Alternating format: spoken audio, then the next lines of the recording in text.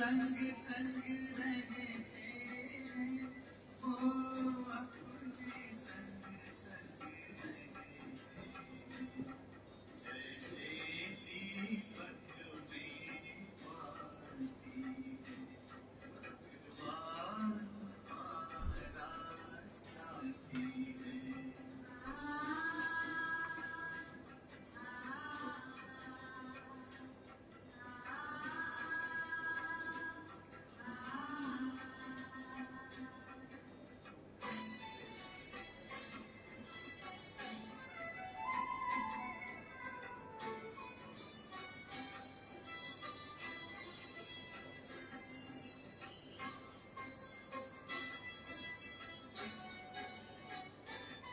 खुलते ही आँख हमें मिलते हर पल वो साथ मेरे चलते कितना वो प्यार हमें करते उनकी पलकों में हम पलते हम खुश नसीब उनको पाकर हम खुश नसीब उनको पाकर जिंदगी हमारी आती है भगवान हमारा साथी है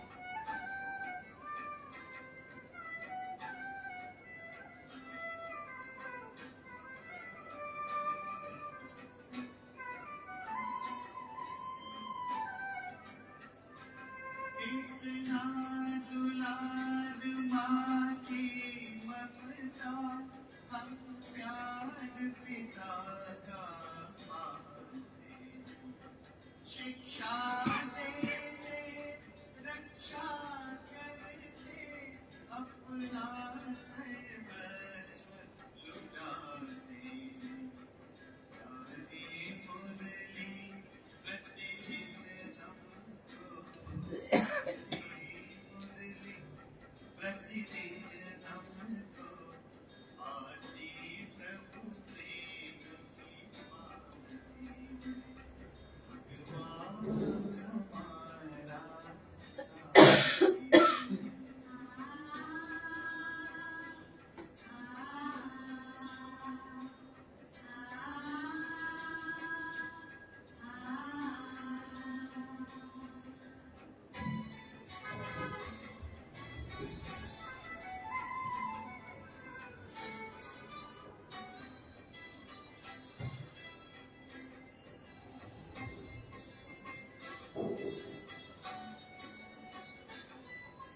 खुदा दोस्त है खिदमत में हाजिर है हजार भुजाओं अपनी किस्मत के क्या कहने सिर पर है हाथ दुआओं ऐसा साथी किसका होगा ऐसा साथी किसका होगा ये सोच आँख भर आती है भगवान हमारा साथी है हम उनके संग संग रहते हैं वो अपने संग संग रहते हैं जैसे दीपक में बाती है भगवान हमारा साथी है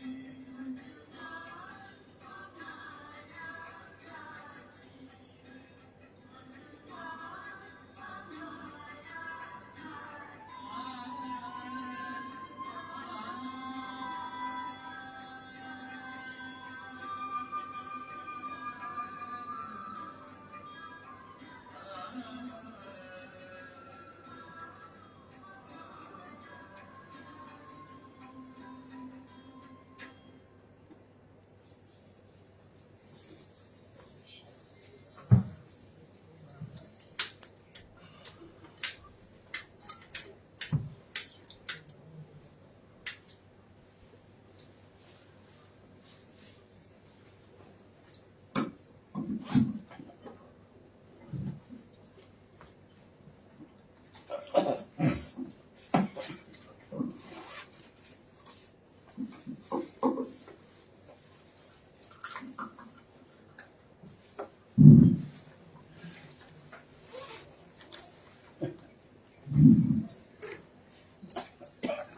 शांति, ओम शांति, ओम शांति। दुनिया में भी यात्रा करते हैं और बाबा ने कहा तुम भी रूहानी यात्री हो। जब हम जिस्मानी यात्रा करते हैं तो बहुत चीजों का ध्यान रखते हैं। इसी प्रकार हमें रूहानी यात्रा में भी ध्यान रखना है। जब हम जिस्मानी यात्राएं करते हैं तो एक तो पवित्र रहते हैं, दूसरा क्या ध्यान रखते हैं? खान पान का भी ध्यान रखते हैं। और जहाँ की हम यात्रा करते हैं वहाँ के जयकारे लगाते हैं, मंजिल ध्यान में रखते हैं, पीछे मुड़ के नहीं देखते हैं। जिसकी यात्रा कर रहे हैं उसी की ही याद में रहते हैं। और विशेष जो ध्यान रखते हैं कि हमारे से कोई पाप कर्म ना हो जाए। उल्टा सीधा भी नहीं बोलेंगे, उल्टा सीधा करेंगे भी नहीं। इन सभी चीजों का ध्यान रखते हैं। इसी प्रकार बाबा ने कहा तुम भी रूहानी यात्रा हो। हमारी यात्रा है परम धाम। तो बुद्धि में सदैव क्या याद रही? परम धाम। आज बाबा की 25 तारीख के साकार महावाक्य है। बाबा ने कहा मीठे बच्चे, तुम घर बैठे वंडरफुल रूहानी यात्रा पर हो। घर भी बैठे हो और यात्रा भी कर रहे हो। इसलिए बाबा ने कहा ये वंडरफुल यात्रा है। ना कोई खर्च हो रहा है, ना कोई टाइम खर्च हो रहा है। तुम्हारी है बुद्धि की यात्रा। हम कर्म करते हुए भी यात्रा कर लेते हैं। कर्म करते इस यात्रा में कदम आगे बढ़ाते चलो तो पावन बन जाएंगे। इस यात्रा से आत्मा क्या बन जाएगी? पावन बन जाएगी। आज का प्रश्न, इस ज्ञान मार्ग में पेचदार तथा महीन बातें कौन सी है? इस ज्ञान मार्ग में पेचदार तथा महीन बातें कौन सी है जो तुम बच्चे ही सुनते हो? वो हमें ही समझ आएगा जो बीके बन चुके हैं। दुनिया वालों को वो समझ आएगा ही नहीं। उत्तर है, तुम जानते हो हम सभी मेल अथवा फीमेल एक शिव बाबा की सजनिया आत्माएं हैं। अब जो बहनें हैं वो तो अपने को सजनी समझती ही हैं क्योंकि फीमेल बॉडी में है। लेकिन जो मेल है वो भी क्या समझे अपने को कि मैं शिव बाबा की सजनिया हूँ। शिव बाबा मेरा साजन है। तो ये कितनी महीन बात है। साजन है एक, हम सब सजनियों का एक साजन है। और उस साजन का नाम क्या है? परमात्मा। फिर जिस्म के हिसाब से हम शिव बाबा के पोत्रे और पोत्रियां हैं। किस नाते से हम शिव बाबा के पोत्रे और पोत्रियां हैं? समझ आया? ब्रह्मा के बच्चे और शिव के पोत्रे और पोत्रियां हो गए। हमारा उनकी प्रॉपर्टी पर पूरा हक लगता है। हम 21 जन्म के लिए सदा सुख की प्रॉपर्टी दादे से लेते हैं। यह है पेचदार बातें। गीत है हमारे तीर्थ न्यारे है। ओम शांति, ओम शांति। जिस्मानी यात्रा और रूहानी यात्रा, यह एक गीत बनाया है भक्ति मार्ग वालों ने, जो पास्ट में हो गया उसका गायन करते हैं। जो भी मनुष्य मात्र है उन सभी को जिस्मानी यात्रा का तो पता है। देखते हैं जन्म जन्मांतर से चक्र लगाते आए हैं। उन्हों की बुद्धि में बद्रीनाथ, श्रीनाथ, केदारनाथ, अमरनाथ, वैष्णो देवी, ये सब तीर्थ ध्यान में आते हैं। याद रहता है तुम बच्चों को भी ये जिस्मानी यात्रा आदि याद थी, और कईयों ने पिछले जन्म में की होगी, कईयों ने इस जन्म में भी की होगी, और सभी भी याद है। तुमने यात्राएं जन्म जन्मांतर की, क्योंकि बाबा को बहुत ढूंढा है, जगह जगह बाबा को ढूंढा है, और 63 जन्मों से बाबा को ढूंढ रहे हैं। तो ऐसा कोई भी तीर्थ स्थान नहीं होगा जहां बच्चे पहुंचे ना हो बाबा को ढूंढने के लिए। लास्ट जन्मों में हमें ऐसा लगता है कि बाबा घर बैठे मिल गए, लेकिन हमने बहुत ढूंढा है। इस जन्म में तो जैसे कि हमारी भक्ति पूरी हो गई थी और बाबा हमें सहज रीति से मिल गए। अब तुम बच्चों की बुद्धि में जिस्मानी यात्रा का ज्ञान है कि उस यात्रा पर जाते हैं तो किन किन चीजों का ध्यान रखना होता है, परहेज रखना होता है। मनुष्यों की बुद्धि योग स्थूल जिस्मानी यात्रा तरफ, तुम्हारा बुद्धि योग है रूहानी यात्रा तरफ। रात दिन का फर्क है। अभी तुम रूहानी यात्रा तरफ कदम बढ़ा रही हो। यह वंडरफुल यात्रा घर बैठे करते हो। कोई समझ सकेंगे इस यात्रा को?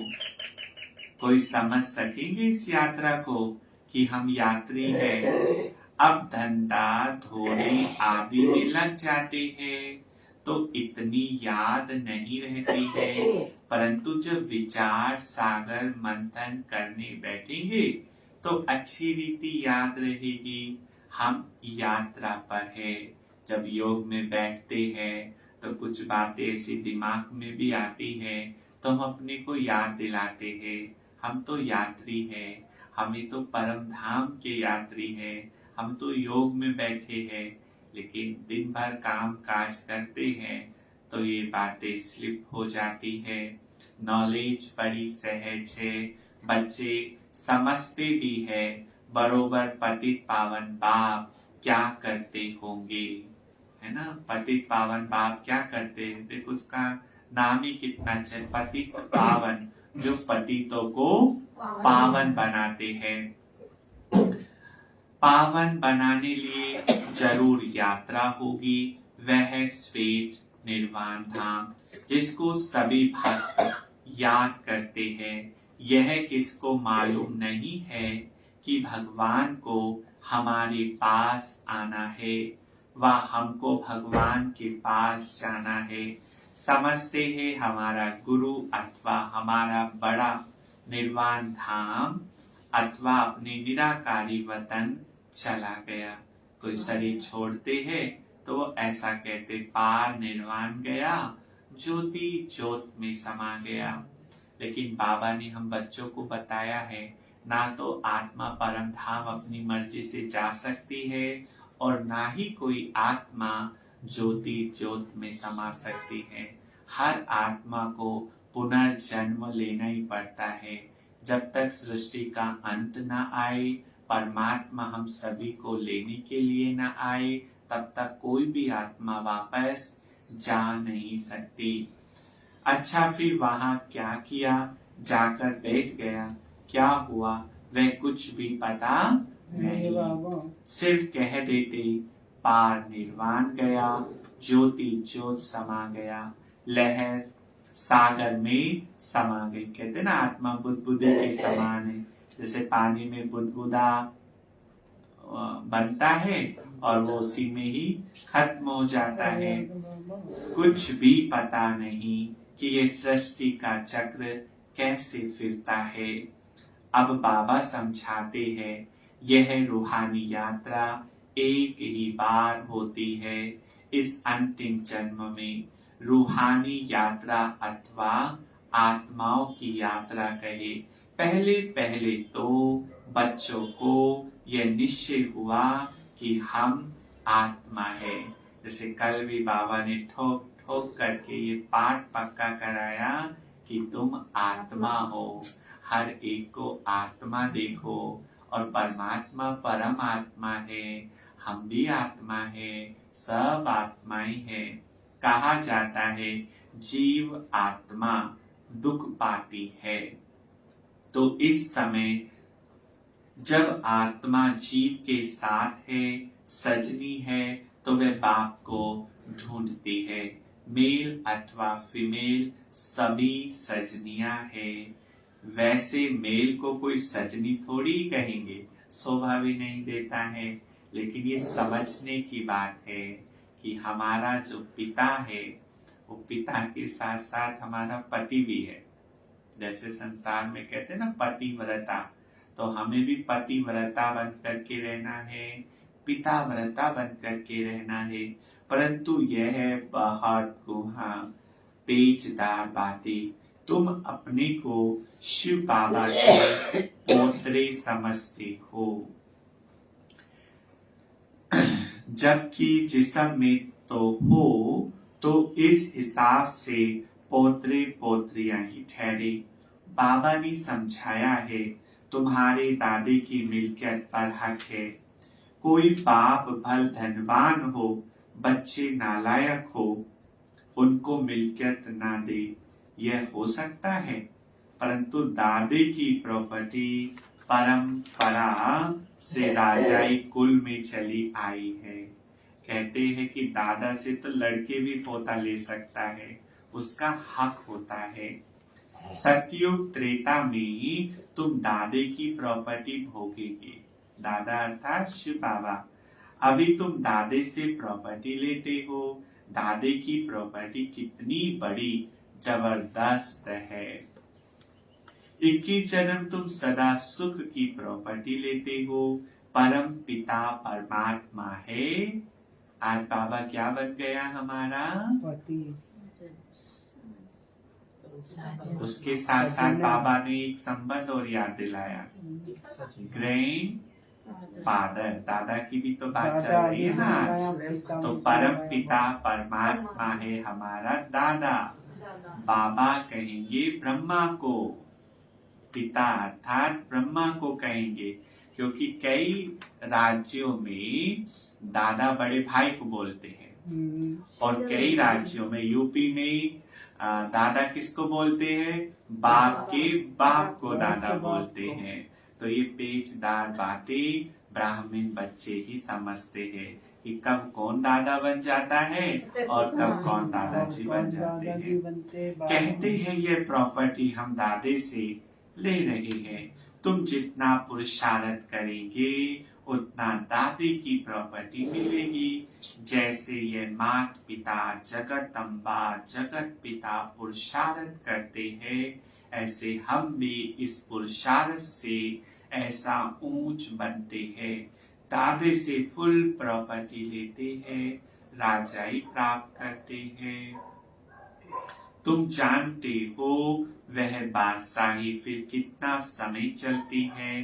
पॉइंट्स तो अथाह है। अगर इस प्रकार तुम कोई को भी समझाओ तो झट समझ जाएंगे। 2 बाप तो जरूर है। सबको 2 बाप होते हैं, एक शरीर का और एक आत्मा का। और हमारे कितने बाप है? 3। आत्मा का परम पिता परमात्मा, जिसको पारलौकिक पिता कहते हैं। दूसरा अलौकिक पिता ब्रह्मा बाबा। और तीसरा हमारे लौकिक पिताजी, जो सबके अलग अलग है। लेकिन अलौकिक और पारलौकिक हम सबका एक है। तो दो नातों से हमारा संबंध है। तो बाबा कहते वह बड़ा दादा ब्रह्मा उनका छोटा बच्चा, ब्रह्मा का नाम तो बाला है, विष्णु व शंकर को प्रजापिता नहीं कहेंगे, सूक्ष्म वतन में तो रचना नहीं रचेंगे, ब्रह्मा ही जरूर यहाँ ब्राह्मण रचते होंगे। ब्रह्मा मुख कमल से परम पिता परमात्मा ने ब्राह्मण संप्रदाय रची। जैसे कहेंगे क्राइस्ट क्रिश्चियन संप्रदाय रची, इब्राहिम ने इस्लाम संप्रदाय रची, नाम आता है ना। शंकराचार्य ने भी रचना रची। हर एक झाड़ में टाल टालियां तो होती है।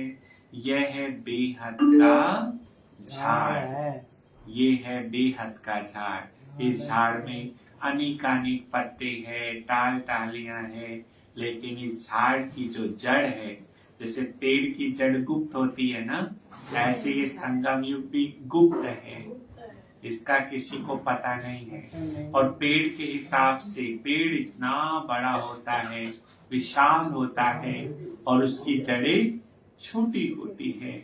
इसी प्रकार ये संगम युग भी छोटा सा है, जिसकी कुल आयु कितने वर्ष है? 100 वर्ष है।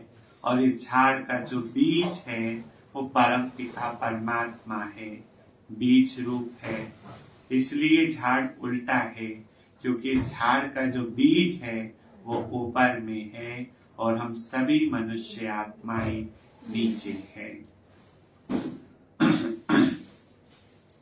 तो बाबा कहते बाकी टाल टालियां अभी यहाँ ही कहेंगे।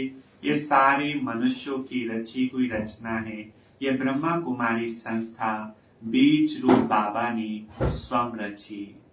ये किसी मनुष्यों के द्वारा रची हुई संस्था नहीं है। इस संस्था का रचयिता या इस संस्था का संस्थापक स्वयं परम पिता परमात्मा शिव है। जो बीज रूप परम पिता परमात्मा ऊपर में रहते हैं। ऐसे नहीं सभी टाल टालियों का बीज रूप ऊपर में है। यह बड़ी महीन बातें है। परम पिता परमात्मा को हमेशा ऊपर में याद किया जाता है। जैसे हम कहते हैं भगवान या हम शिव बाबा भी कहते हैं, तो आंखें ऑटोमेटिक ऊपर की ओर चढ़ जाती है, क्योंकि जिसको हम याद कर रहे हैं या जिसका हम नाम ले रहे हैं वो कहाँ रहते हैं? ऊपर में रहते हैं। क्राइस्ट को ऊपर में याद नहीं करेंगे। परम पिता परमात्मा का नाम रूप देश काल तो एक ही है। तो नाम क्या है? नाम क्या है? बोलो भाई। नाम शिव बाबा है। स्वरूप क्या है? ज्योति स्वरूप। रहते कहाँ है? और आते कब है? संगम पर। तो ये हमारे मीठे बाबा का परिचय है। वह कभी बदलता नहीं है। तो ये बाप बैठ अच्छी रीति समझाते हैं। तुम बच्चे जानते हो हम सब पतित से पावन बन रहे हैं। पतित से पावन बाबा बनाता है और पावन से पतित कौन बनाता है? रावण बनाता है। सदैव एक रस नहीं रहते। जैसे बाबा सदा एक रस है, वो सदा प्योर है, लेकिन आत्मा की जो क्वालिटी है, जो आत्मा का स्टेटस है, वो हर युग में चेंज हो जाता है। अभी आत्मा बिल्कुल तमो प्रधान बन गई है, मैली बन गई है। अब शिव बाबा आत्मा को क्या कर रहा है? साफ कर रहा है।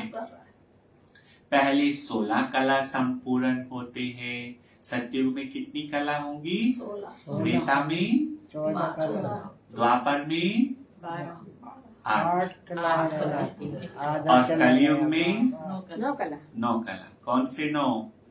इंग्लिश के, हिंदी के? नो मतलब नो नो और नो, वो वाला 9 नहीं, कोई कला नहीं। आत्मा बिल्कुल कलाहीन हो जाती है और कलाहीन होने के कारण ही कला कलेज बढ़ता जा रहा है, फिर 14 कला, फिर कलाएं कम होती जाती है। सतयुग के बाद फिर हम नीचे आते रहते हैं।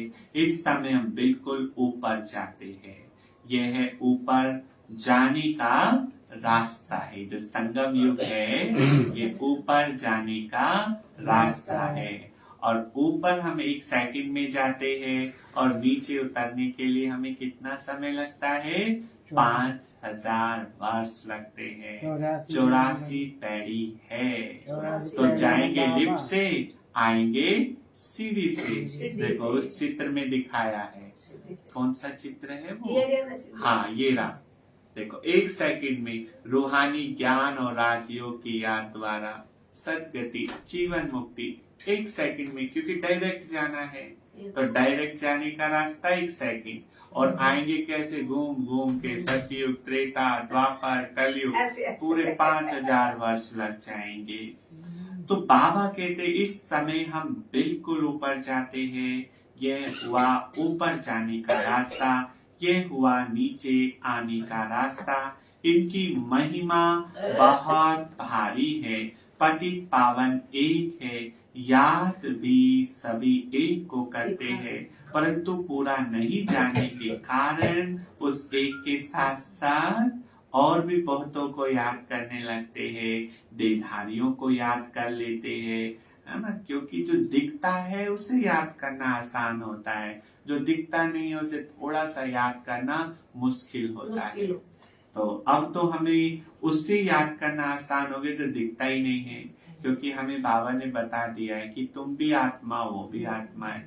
जैसे आत्मा नहीं दिखती है, ऐसे परमात्मा श्री बाबा भी नहीं दिखता है, उसे महसूस करना होता है। और कितने अच्छे तरीके से हम महसूस करते हैं, और ये फील भी होता है कि बाबा मुझे सुन रहा है, बाबा देख रहा है, बाबा की शक्तियां मेरे अंदर आ रही है। क्योंकि इस बात में भूले हुए हैं कि पतित पावन कौन है। जरूर एक को कहना पड़े, सिवाय तुम बच्चों के और कोई की बुद्धि में आ नहीं सकता। तुम्हारे में भी नंबरवार है। अब तुम समझते हो हम दादे के पोतरे हैं और बाबा के घर में बैठे हैं। यहाँ दादा भी मौजूद है।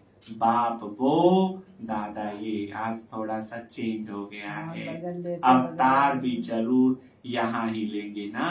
तुम कहेंगे यहाँ हमारा दादा हमको पढ़ाते हैं, वह परम धाम से आते हैं, वह हमारा दादा है, वह हमारा दादा है।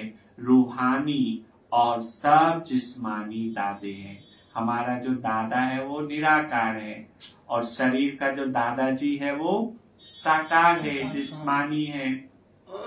तो दादा कहते खुशी में एकदम उछल पड़ना चाहिए। वैसे भी जो लौकिक में बाप से भी प्यारा कौन लगता है? दादा। जो इच्छा बाप पूरी नहीं करता ना, वो दादाजी कर देते हैं, है ना? अगर बाप और दादा बैठे तो बच्चा दौड़ के बाप की गोद में नहीं जाएगा, दादा की गोद में। और दादे को भी पोता ही अच्छा लगता है। एक कहावत है ना, मूल से प्यारा ब्याज लगता है। तो दादा कहते खुशी में एकदम उछल पड़ना चाहिए। भल राजे रजवाड़ी बहुत साहूकार है, परंतु वे दादा हमको क्या देते? स्वर्ग की बादशाही। ये बातें अभी तुम समझते हो, सतयुग में फिर ये बातें भूल जाती है। वहां लक्ष्मी नारायण आदि को भी पता थोड़ी ही रहता है कि स्वर्ग के सुख हमको किसने दिए।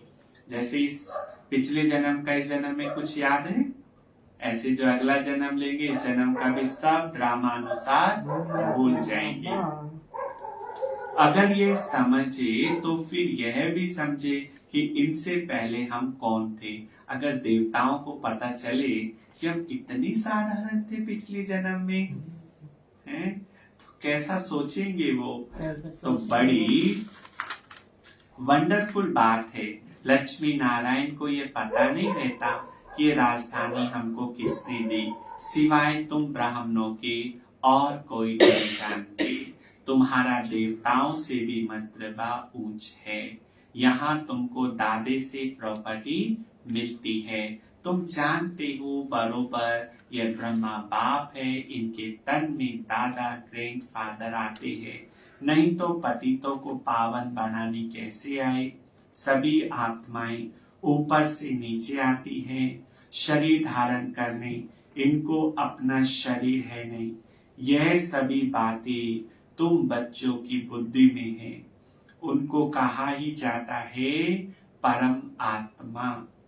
आत्माओं को बहुत सारे टाइटल मिलते हैं, लेकिन परमात्मा को हमेशा एक ही टाइटल से याद करते हैं, परम आत्मा। और आत्माओं में देव आत्मा, पुण्य आत्मा, महान आत्मा, धर्म आत्मा, पाप आत्मा, कितने ही टाइटल हैं। और आत्माओं में हमेशा बहुवचन लगता है और परमात्मा में एक वचन, क्योंकि परमात्मा एक है और आत्माएं अनेक है। इसका मतलब यह नहीं कि परमात्मा कोई बड़ा है, आत्मा छोटी है। परमात्मा और आत्मा में कोई फर्क नहीं है। फर्क है तो गुण और कर्तव्य में है। साइज में तो आत्मा और परमात्मा बिल्कुल एक जैसे है। तभी तो कह दिया ना, आत्मा सो परमात्मा। लेकिन सिर्फ एक चीज में आत्मा सो परमात्मा कहना राइट है, साइज में। लेकिन परमात्मा की महिमा अलग है, आत्माओं की महिमा अलग है, उसमें सेम नहीं है। ऐसे नहीं परमात्मा कोई छोटा बड़ा होगा। बाप कहते मैं कितना साधारण हूँ, सीट नहीं चाहिए, ताज नहीं चाहिए, कोई अच्छी ड्रेस नहीं चाहिए। नहीं। कोई अलग पहनता था क्या ब्रह्मा बाबा ड्रेस? नहीं, जैसी ब्राह्मणों की वैसे ही ब्रह्मा बाबा की, है ना। कितना सिंपल साधारण। बाबा ट्रेन से ट्रैवलिंग करता था, देखो, है ना।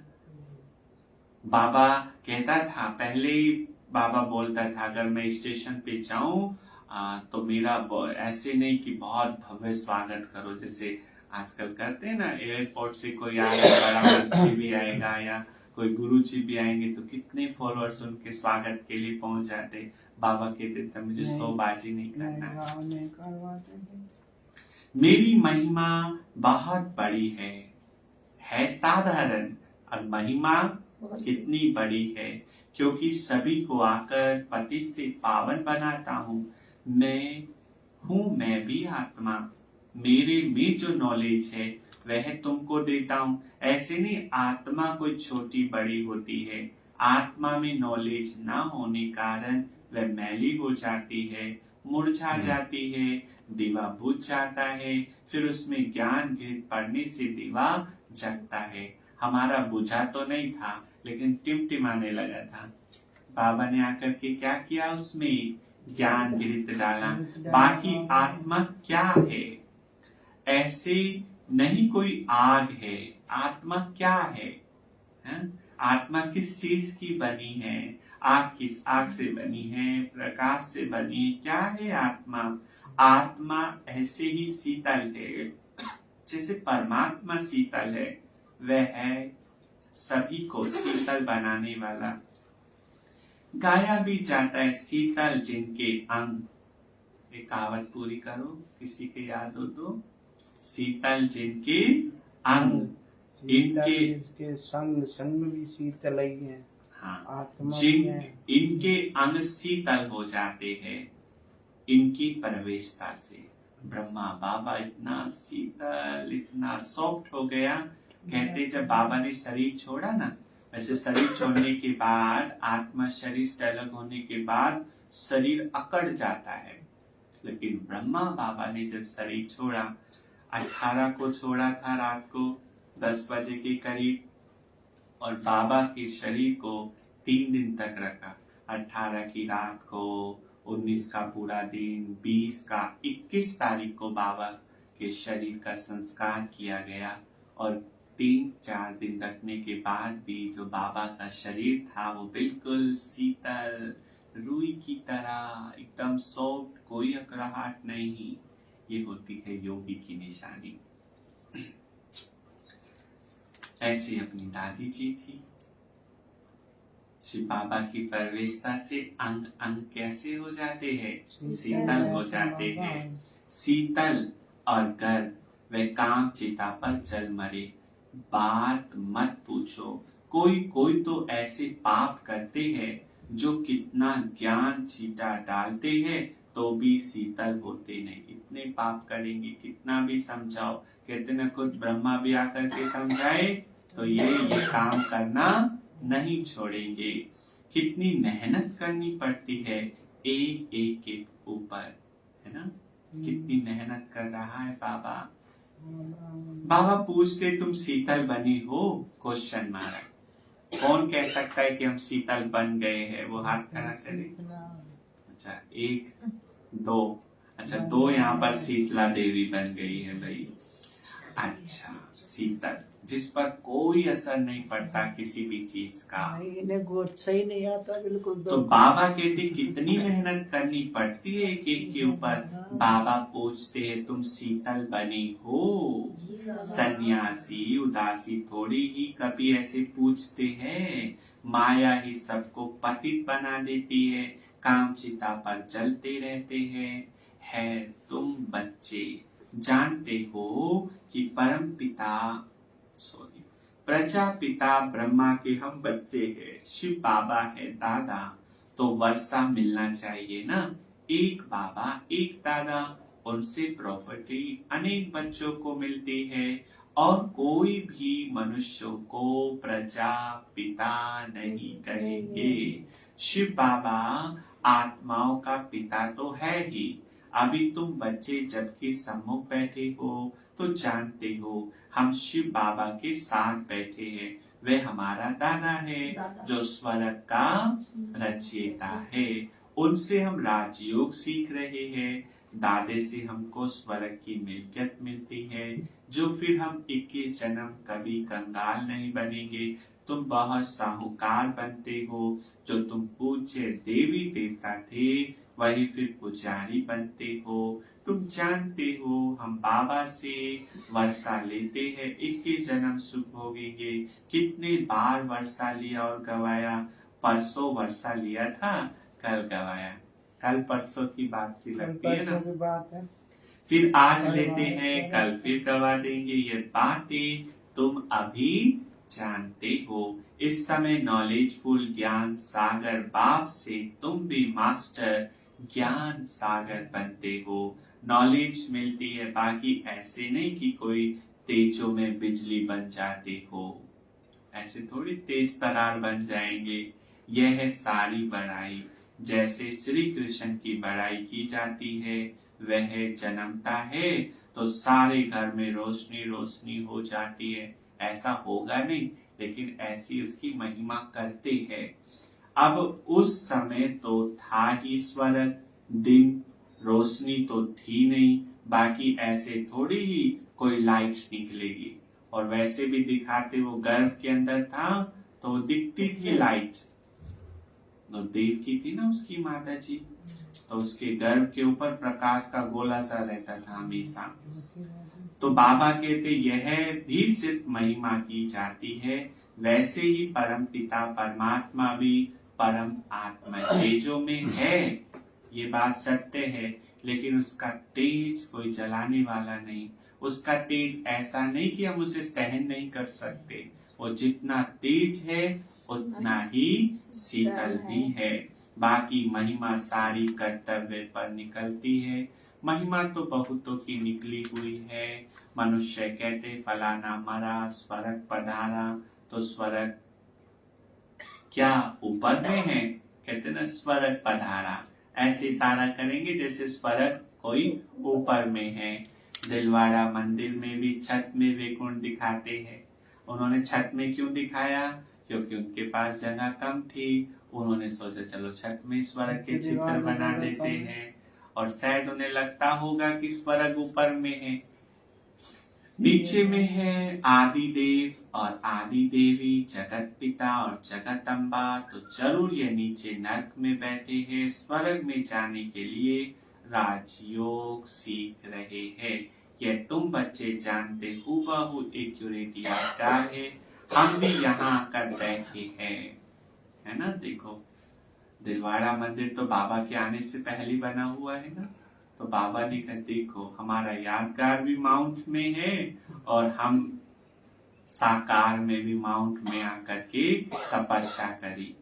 वैसे तो जब बाबा ने कराची से दादी जी को भाई जी को भेजा तो पूरे भारत में घूमे पर इन्हें कोई ऐसा स्थान नहीं मिला।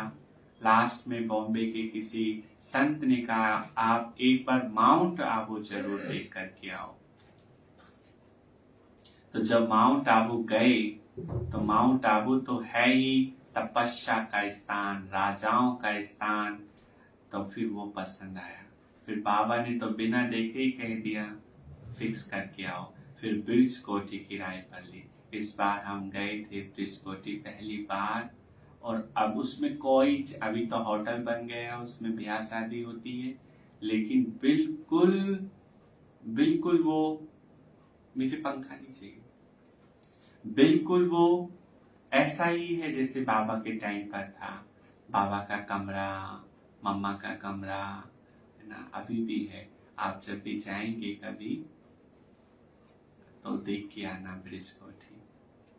पांडा भवन से है 4-5 किलोमीटर, पर वहां पे ऐसे नहीं है क्योंकि वो तो अज्ञानियों की है ना, तो वहां पर पहले टाइम लेना पड़ता है। ऐसे नहीं कोई भी गया और देख के आ गया, कहीं वहाँ प्रोग्राम चलते रहते हैं। वो होटल बन गया। हाँ बाबा का नहीं है ना, वो तो किराए पर लिया था ना। होटल बन गया। हाँ ऊपर है पांडा भवन के पास। पांडा भवन के पास है। तो वहां पर जब खाली होता है तो सब नहीं जा पाते हैं। बाहर से देखा है। मैं गया था इस बार। मेहनत बिगर थोड़ी ही विश्व का मालिक कोई बनेगा, वह मेहनत है स्थूल, यह है सूक्ष्म। बाबा को मेहनत करनी पड़ती है। देखो बिना मेहनत के कहते पानी भी नहीं मिलता है। कोई भी पद पाना है तो उसके लिए भी थोड़ी तो मेहनत करनी पड़ती है ना। तो बाबा यही कह रहे, रोटी पकाना, धंधा आदि करना, ये सब आत्मा करती है। अब बाबा आत्माओं को इस रूहानी धंधे में लगाते हैं। उस धंधे के साथ साथ ये धंधा भी करो, साइड बिजनेस, साथ साथ जिस्मानी धंधा भी करना है क्योंकि बाल बच्चों को संभालना है। ऐसे नहीं बाबा हम आपके हैं, ये बच्चे आदि आपको संभालना होगा। ये तो बुद्धि से समझना है बाबा ये बच्चे आपके, लेकिन स्थूल कर्म तो आपको ही करना पड़ेगा ना। अब बाबा थोड़ी में ये रोटी पका के आपको खिलाएगा। कर्म तो करना है पर बाबा की याद में करना है, ऐसे समझ के करना है। सब कुछ बाबा करा रहा है। सबको प्रैक्टिकल की बातें है ना। सबको बाबा संभाले तो इतना बड़ा मकान भी ना मिल सके। दिल्ली के किले जितने सैकड़ों किले हो जाए तो भी इतने बच्चे कहाँ रहेंगे। इतने सारे बच्चे बाबा के हो गए। लेकिन देखो ये कितना वंडरफुल बाबा ने सिस्टम बनाया है। पर हर एक बच्चे को मधुबन में रहने का चांस मिलता है। और कितने दिन का? 7 दिन का। 7 दिन में बाबा इतना भरपूर कर देता है ना, पूरे साल की प्यास बुझा देता है। और वैसे नॉर्मल आप किसी के घर जाओ तो 1-2 दिन से ज्यादा रहा नहीं जाता। रहा जाता है क्या? चाहे अपना मायका ही क्यों ना हो। लेकिन जब मधुबन जाते हैं तो 7 दिन भी जैसे कि कम लगते हैं। ऐसा लगता है दिल्ली आ गया है। संडे को गए थे, दूसरा संडे कब आ जाता है पता ही नहीं चलता है। क्योंकि ये बाबा की पालना का कमाल है ना। और बार बार जाने का मन करता है मधुबन। तो बाबा ने कहा पर सबको एक साथ नहीं रख सकते, इसलिए बाबा ने सिस्टम बनाया है हर राज्य का। कभी कोई सा राज्य पहुंचता है, कभी कोई सा पहुंचता है, कभी कोई सा, ताकि सबको घर जाने का चांस मिल जाए। फिर तो इस मकान की कोई ताकत नहीं। कायदा ही है गृहस्थ व्यवहार में रहते हुए अपना पुरुषार्थ करो।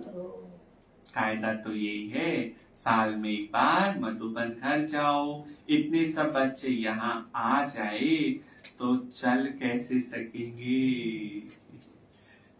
चलेंगे कैसे? क्योंकि भर जाएगा, सड़कें भर जाएंगी, रहेंगे कैसे? तो वो रॉयल्टी खत्म हो जाएगी, इसलिए रॉयल्टी भी तो मेंटेन करनी है ना। तो बाबा कहते मुझे याद करो।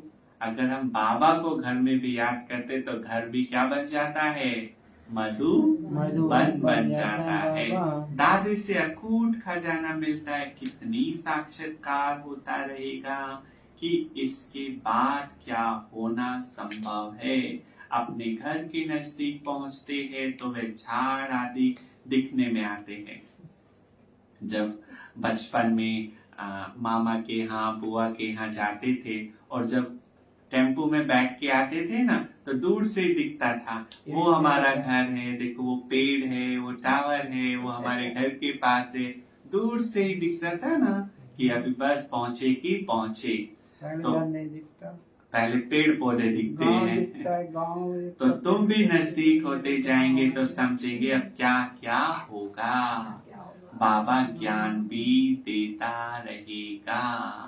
अच्छा मीठे मीठे सिखिलते बच्चों प्रति माता पिता बाप दादा का याद प्यार और गुड मॉर्निंग। रूहानी बाप की रूहानी बच्चों को नमस्ते। हम रूहानी बच्चों की रूहानी माता पिता बाप दादा को याद प्यार और नमस्ते नमस्ते नमस्ते। Good morning Baba, thank you Baba, thank you. कल का दिन बहुत अच्छा बीता, आज का दिन और भी अच्छा बीतेगा। बढ़िया बढ़िया बढ़िया। बहुत शुक्रिया बाबा, थैंक यू बाबा, शुक्रिया। तो आज बाबा ने कौन सा पाठ पक्का कराया? याद कराते हैं। हम सभी रूहानी यात्री हैं, इसलिए जहाँ की यात्रा कर रहे हैं वो सदा याद रहे, परम धाम भी याद रहे, परम धाम में रहने वाला भी याद रहे, और उससे क्या मिलने वाला है, स्वर्ग की प्रॉपर्टी। आज बाबा ने कहा ब्रह्मा तुम्हारा बाप है और मैं तुम्हारा दादा हूँ। तो बाबा ने कहा तुम्हें ये खुशी होनी चाहिए कि दादा हमें पढ़ा रहे हैं। हमारे दादा का स्कूल है और इस स्कूल का जो टीचर है वो भी कौन है, हमारा दादाजी है। और याद से क्या होता है, आत्मा और शरीर शीतल हो जाते हैं, शांत हो जाते हैं। तो ऐसे शांत और शीतल बन जाओ कि कोई कुछ कहे भी ना तो उसका फर्क ना स्थिति पर पड़े। क्योंकि बातें जब कहते ना एक म्यान में एक तलवार, या तो बात या बाप, या तो बात या बाप। तो जब बाबा को पकड़ लेंगे ना तो बातें लगेगी नहीं, तो जब बाप को छोड़ देते तो बातें लगती है। हाँ जी, और क्या कहा बाबा ने? और बाबा ने कहा है ये सृष्टि चक्कर है, आज और कल की तो बात है, कल नहीं था और कल फिर होगा। हाँ, ये भी आज बाबा ने बहुत अच्छी बात बताई, जो मेल या फीमेल, ये पेचीली बातें हैं कि हम सब सजनिया हैं। और बाबा ने कहा है कि हमें परमधाम की यात्रा में 1 सेकंड भी नहीं लगता, लेकिन जब ऊपर से उतरते हैं तो हमें 5000 वर्ष लगते हैं तभी जाते हैं। और बाबा की पेचीदा बातें हम भी समझ सकते हैं। हम शिव बाबा के पोत्र और पोत्रियां हैं। तो बाबा कहते हैं कि 10 व्यवहार में रह के अपना पुरुषार्थ करो।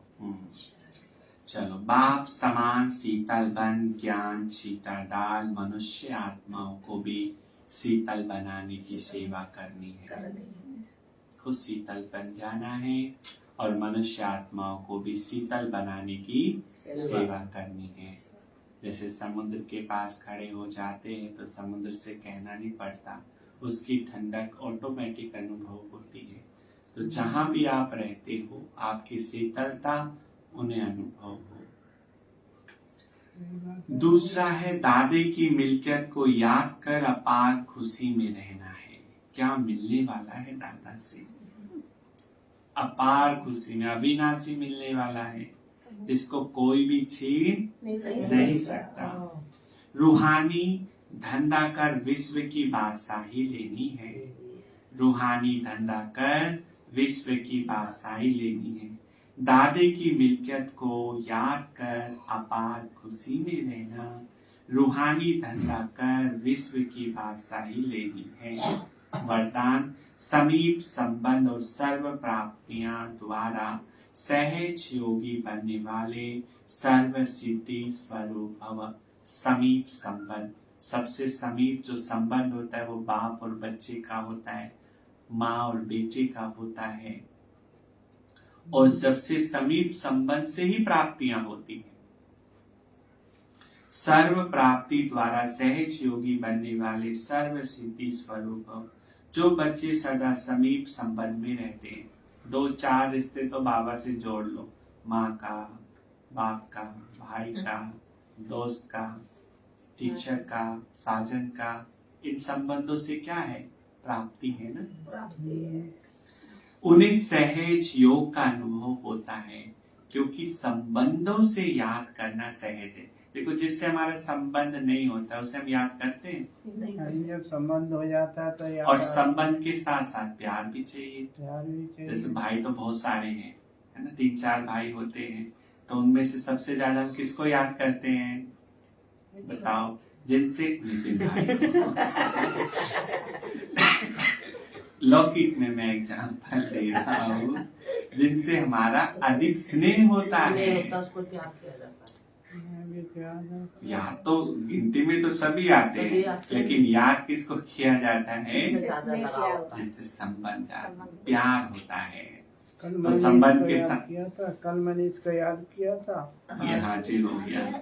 ये सदा यही अनुभव करते कि मैं आत्मा ही बाप का, उन्हें याद दिलाना नहीं पड़ता कि मैं आत्मा हूँ, मैं बाबा का बच्चा हूँ, लेकिन सदा इसी नशे में प्राप्ति स्वरूप अनुभव करते, सदा उमंग उत्साह और खुशी में एक रस रहते, सदा शक्तिशाली स्थिति में रहते, इसलिए सर्व सिद्धि स्वरूप बन जाते। स्लोगन रूहानी शान में रहने वाले, रूहानी शान में रहने वाले। बहुत बार ये स्लोगन सुना है, रिपीट कर दो, आगे क्या होगा? रूहानी शान में रहने वाले, रूहानी शान में रहने वाले परेशान नहीं होते। हाँ, तो परेशान हो गए मतलब अपनी शान से परे हो गए। तो हमारे शान बाबा ने कितने सुंदर सुंदर टाइटलों से हमें नवाजता है कि तुम कौन हो, तुम विश्व के राज अधिकारी हो, तुम कल्याणकारी हो, तुम दिल तक नसीन हो, तुम विश्व कल्याणकारी हो। जब हम इन सब टाइटल्स को भूल जाते तो परेशान हो जाते। इसलिए बाबा ने कहा रूहानी शान में रहने वाले कभी हद के मान शान में नहीं आ सकते, क्योंकि हद का मान शान लंगड़ा है। आज आपको जो मान दे रहे हैं, कल हो सकता है वही आपकी निंदा करे, तो इसलिए इन सब से परे रहना है। अच्छा, ओम शांति। भोग का गीत बजा दो भाई। अच्छा, आज का सोमान, मैं रूहानी यात्री हूँ, तो आज पूरा दिन याद की फांसी पर लटके रहेंगे, ठीक है? ये जैसे फांसी, फांसी मतलब वो काम करना ही है। करिए तब मैं पवन शांति बाबा, थैंक यू बाबा,